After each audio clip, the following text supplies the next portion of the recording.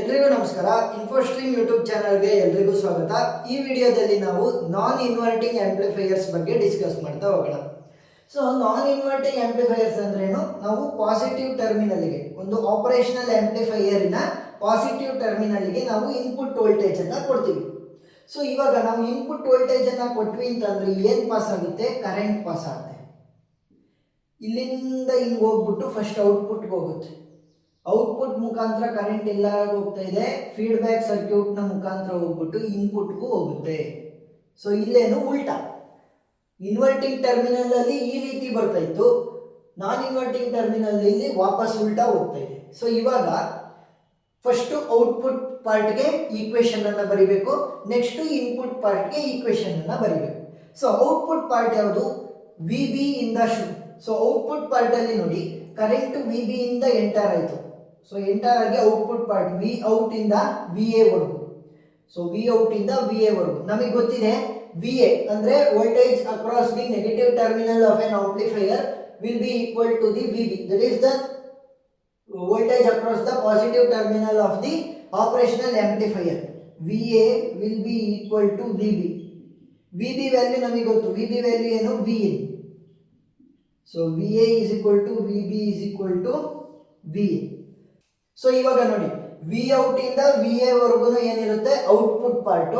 ಮತ್ತೆ V A ಇಂದ ಇಲ್ಲಿ ground voltage. So ground voltage value 0 ಇರುತ್ತೆ. ಇಲ್ಲಿವರೆಗೂ ಏನು? Inverting terminal. ವಿ ಎ ಇಂದ ಗ್ರೌಂಡ್ ವರ್ಗು ಕೂಡ ಇನ್ವರ್ಟಿಂಗ್ ಟರ್ಮಿನಲ್ ಹತ್ರ ಇರೋದು, ನೆಗೆಟಿವ್ ಟರ್ಮಿನಲ್. ಸೊ ಅದಕ್ಕೆ ಇನ್ವರ್ಟಿಂಗ್ ಟರ್ಮಿನಲ್. ಮತ್ತೆ ವಿ ಔಟ್ ಇಂದ ವಿ ಎ ವರ್ಗು ಕೂಡ ಔಟ್ಪುಟ್ ಪಾರ್ಟ್. ಎರಡಕ್ಕೂ ಕೂಡ ಈಕ್ವೇಶನ್ ಅನ್ನ ಡಿಸೈನ್ ಮಾಡೋಣ. ಮೊದಲನೇದು ಅಟ್ ಔಟ್ಪುಟ್ ಪಾರ್ಟ್. ಯಾಕೆ ನಾನು ಔಟ್ಪುಟ್ ಪಾರ್ಟ್ ಅನ್ನ ಫಸ್ಟ್ ತಗೊಂತ ಇದೀನಿ? ಕರೆಂಟ್ ಎಂಟರ್ ಆಗಿ ಫಸ್ಟ್ ಎಂಟರ್ ಆಗ್ತಾ ಇರೋದು ಔಟ್ಪುಟ್ ಪಾರ್ಟ್, ಅದಕ್ಕೋಸ್ಕರ. ಸೊ ಕರೆಂಟ್ ಅಲ್ವಾ ಕಾಮನ್ ಇರೋದು, ಕರೆಂಟ್ ಎಲ್ಲ ಕಡೆ ಔಟ್ಪುಟ್ ಪಾರ್ಟ್ ಆಗಿರಲಿ ಅಥವಾ ಇನ್ವರ್ಟಿಂಗ್ ಟರ್ಮಿನಲ್ ಆಗಿರಲಿ, ಎರಡಕ್ಕೂ ಕೂಡ ಸೇಮ್ ಕರೆಂಟ್ ಅಲ್ವಾ ಹೋಗ್ತಾ ಇರೋದು. So current I will be equal to, Ohm's law ಏನು ಹೇಳುತ್ತೆ? V is equal to I R. So I will be equal to V divided by R. Voltage source ಎಲ್ಲಿಂದ current ಹೋಗ್ತಾ ಇರೋದು? ವಿ ಔಟ್ ಇಂದ V ಎಗೆ. So V out minus V A divided by resistance ಯಾವ್ದಿರೋದು ಅದ್ರ ಮಧ್ಯ? R F. R F ಅಂದ್ರೇನು? ಇದನ್ನ ಫೀಡ್ಬ್ಯಾಕ್ ಸರ್ಕ್ಯೂಟ್ ಅಂತ ಕರಿತೀವಿ.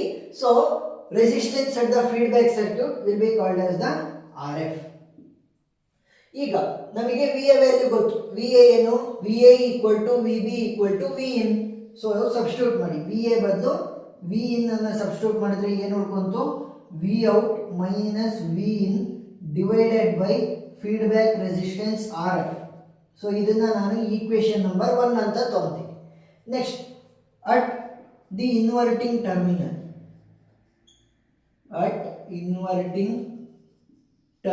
ಇದು ಎಷ್ಟನೇ ಈಕ್ವೇಶನ್? ಎರಡನೇ ಈಕ್ವೇಶನ್.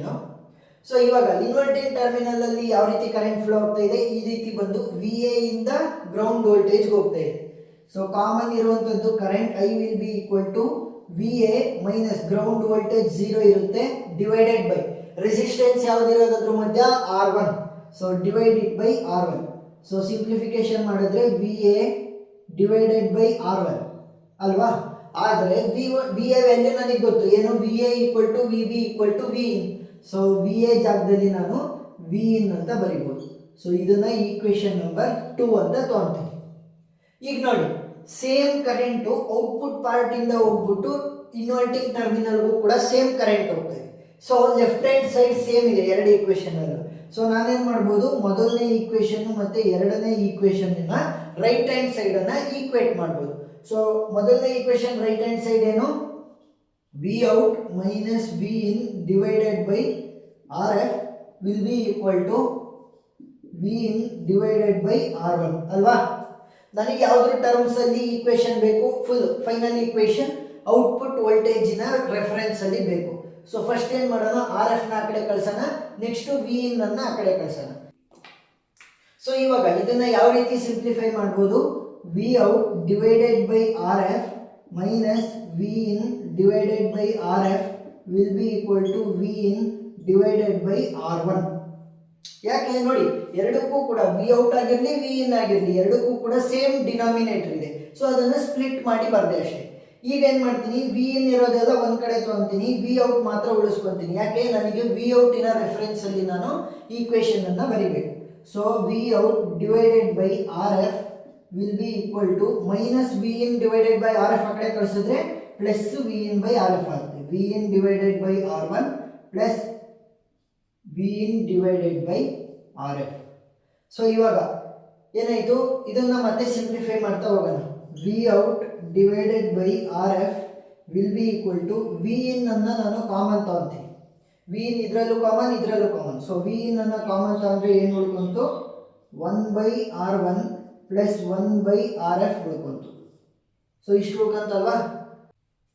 ಸೊ ಇವಾಗ V out divided by R F will be equal to V in into, ನೋಡಿ ಇದನ್ನು ಮಲ್ಟಿಪ್ಲೈ ಮಾಡ್ತಾ ಹೋಗಿ.